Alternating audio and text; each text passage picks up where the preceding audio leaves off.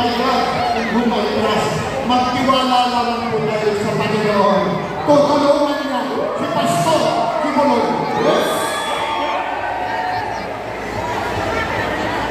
Lahat po tayo ay Kristiyano. Lahat po tayo ay Pilipino. Tulungan natin sa ating mga dasal si Pastor Kibuloy. Kailangan niya ang mga dasal natin. Hindi siya dapat husgahan ngayon pa lang dahil mali yan. Alam ko kung gano'n yung kapatid ng Pastor Kibuloy. Kahagin namin siya. Kasi hindi naman nag-iwan at nagawa na ang mga ibigin nasa. Ngayon po, bakit ka naman tayo sa akin? Meron din po bang pumangkinig sa inyo sa aking mga obra pelikula? Totoo po ba yan? Nakakataba naman po ng puso at nakakataba din ng pawis. Alam niyo po ba? Lahat po ng pumangkinig sa akin noon ay pinanangatlat ang aking buhay bilang artista at hindi na kayo mabubura doon kailanman. Kayo po ang gumawa sa aking superstar. Kayo po ang gumawa sa aking box office king.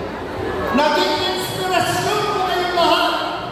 Pinagbuti ko 27 beses po ako nanalo best actor.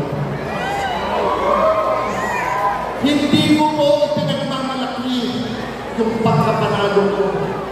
Dahil yan ay ibinabalik ko lahat kay Jesus. To God be the glory and honor. It's never about us. It's always about Him. Lahat po yan ay nahandog ko sa kanya. Akala ko po, nagawa ko na ang lahat. Nung makilala ko po at nakasama ko si Senator Bongo na bago ho lahat, nakita ko po ang realidad. Ang realidad ng pagmamalasakit at pagbibigay servisyo sa kapwa natin ng Pilipino. Palapit natin naman hindi sa tatapos na mga salita. Sinundan ko po siya. Mula noong 2009, nagtumak ko siya. Unang araw na po ng kanyang kampanya ay sinamahan ko na siya. Mula noon hanggang ngayon, magkasama kami ng dalawa. Ang tunay na magkaibigan ay wala. Ay kailan ko iniwan ng tao niya. Kasi alam ko na tama ang kanyang ginagawa para sa sampayanan. Hindi ako perfecto. Dami mo na akong takilos na inaabot. Pero tinatanggap ko lahat ng takilos na yan. Ang dami mong nagpapas sa amin. Tinatanggap ko po lahat sa inyo. Kasi alam ko, yun po ang kanilang hanap buhay. Diyan sila nakakakuha ng pambili ng mga pagkain para sa kanilang hapag-kainan. Hindi po ako nagagalit sa kanila. Pinagkakasalit ako sila. Akala ko nga nagawa ko ng lahat. Yung pala napakalaki pa ng ating kulang. Nakita ko ang pinaka-mahihirap na mahirap dito sa ating bansa. Lahat yata ang bundok ng Pilipinas ay narating ko na. Alam niyo po, karamihan senior citizens, kinakausap ako, nakikiusap sa akin na sana'y tumakbo ako sa senador. Sabi ko, hindi ko po alam kung ano. Parang awa mo, tumakbo ka at kung manalo ka, huwag mo naman kami pabayaan mga senior citizens. Sinabi ko po, kung ito'y mangyayari dahil kagustuhan ng nasa taas. At ito na nga po, nangyari na. Nagbubukas po ako ng panibagong aklat ng aking buhay. Ngunit hindi lang artista.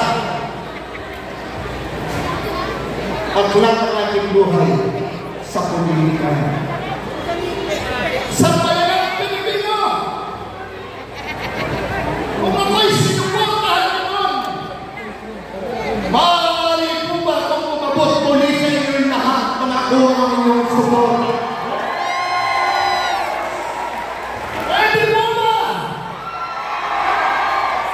Maski hindi ko po narinig at ito po nahiyaw kung manihiyaw mo kayo kasi iba't ibang lugar. Ang puso mo po ang sa kanila. Gusto mo po maglingkod sa sambayanang Pilipino. Gusto mo po ibigay ang uling puso ng ating buhay sa paglilingkod sa sambayanang Pilipino.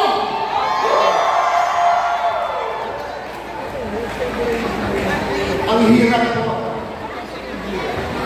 Nakita niyo naman po yung mga nagsasalita kanina. Ang gagaling nila. Lalo na po si Rodan may Marcoleta. Alam niyo po kanina nagsasalita siya. Ako'y lumapit po sa telebisyon upang marinig siya, upang mapanood siya. Dahil pag siya'y nagsalita, galing sa puso niya. Ang ikinagdalaman lang ni Marcoleta at ang buong Philippine State ay ang tama, walang mali.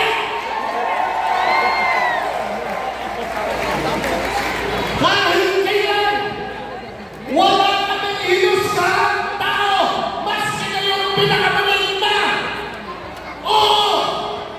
Bumibili kami lahat ng suka.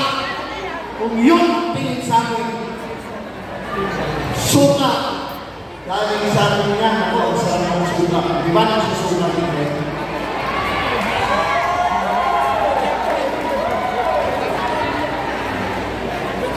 Nakinig ako kay Rodan ko na kuleta kanina. Narinig niyo naman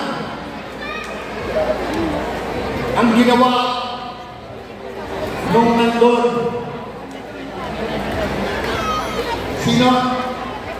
Sino yung grupo?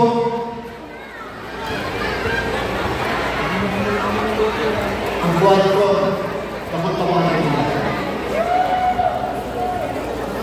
Pinag-impeach nilit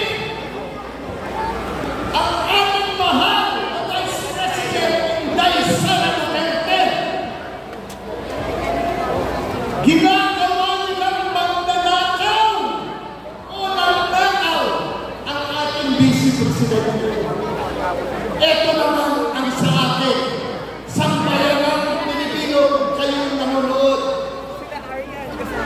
Walang magnanakaw na Duterte.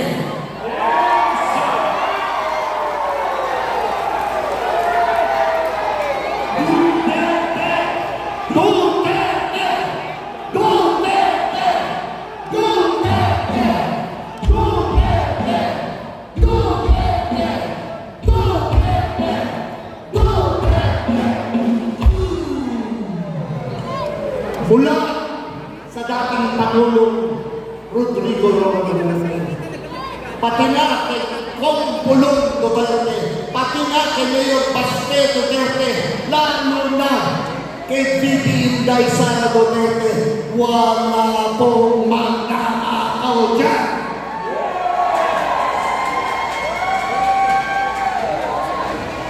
How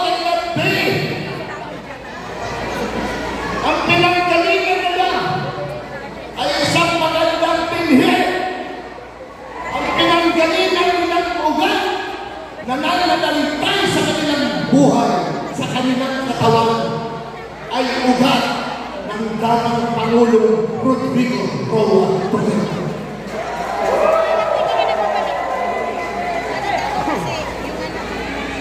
Ay tawagan sa akin. Pwede ba akong makiusap sa inyo lahat? Sambayanang Pilipino, pwede mo ba talagang vote strike tayo, Pilipino? Totoo ba yan? Totoo ba yan galing sa puso mo? Tandaan nyo, ang laban namin ay laban namin. Ang aking pong advokasya, peace and order. Gusto ko pong ipanay na naiwanan ang laban ni former President Rodrigo Roa Duterte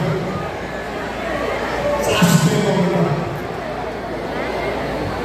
Gusto ko pong magbalik ang tiwala ng mga magulang na makakauwi ang kanina nilang mga anak sa kanilang tahanan na ligtas, na hindi makikita, hindi magkakahasa, hindi mapapatay.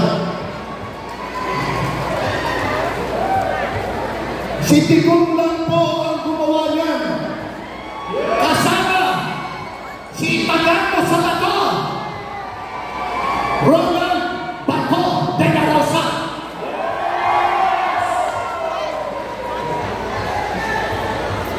Pangalawa, trabaho para sa mga Pilipino. Yan po ang dapat natin bigyan pansin. Ang magkatrabaho ang ating mga kapatid na Pilipino.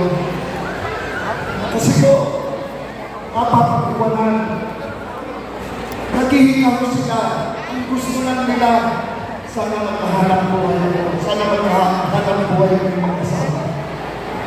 Para makipagulong lang ng ating pamilya.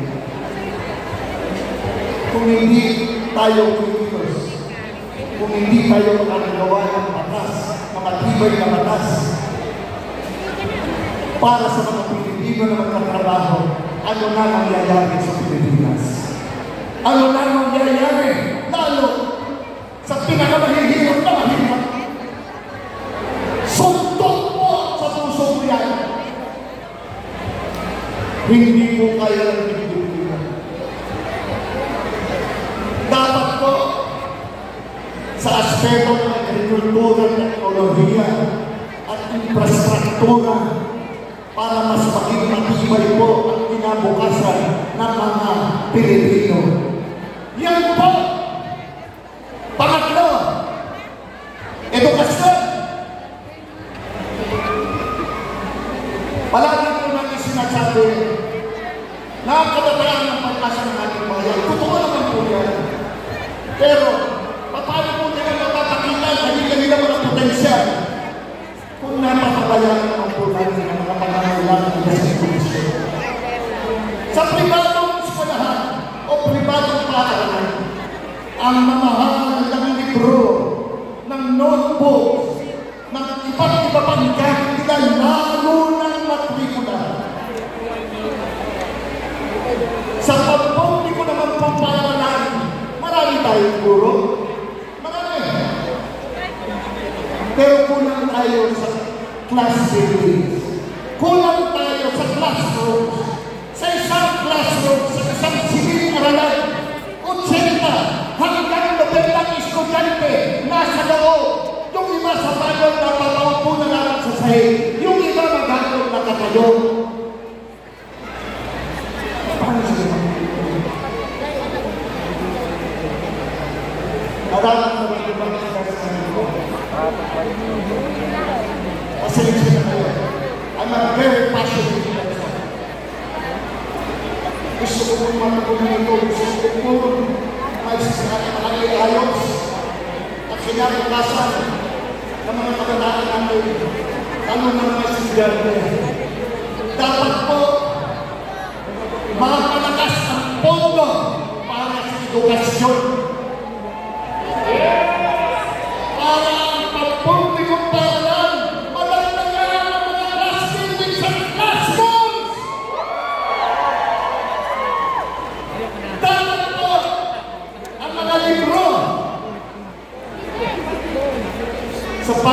Jesus, ang mga libro mo ay dapat libre na. Ang mga kagamitan, pag-eskwelahan, pag-pumuli mo, dapat libre na!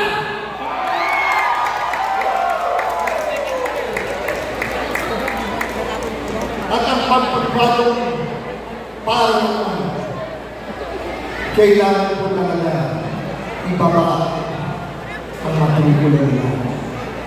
Kasi po, yun ang patin, lalo na po yung mga ilang klasik.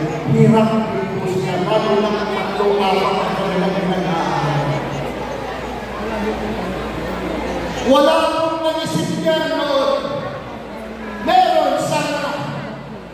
Inabot lamang po ng pandemic. Si Pangulong Rodrigo Romualdez. Pero ang ginawa na, hindi siya tumigil sa kakahanap ng gamot na pwedeng panlaban sa COVID.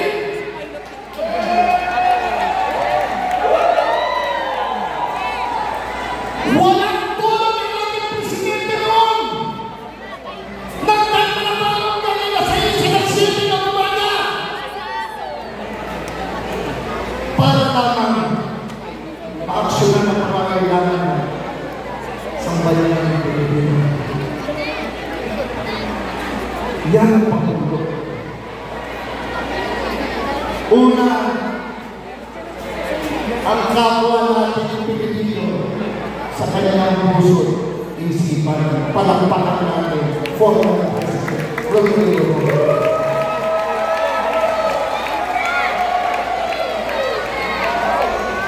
Hindi ko na pagkakabalan. Pero nang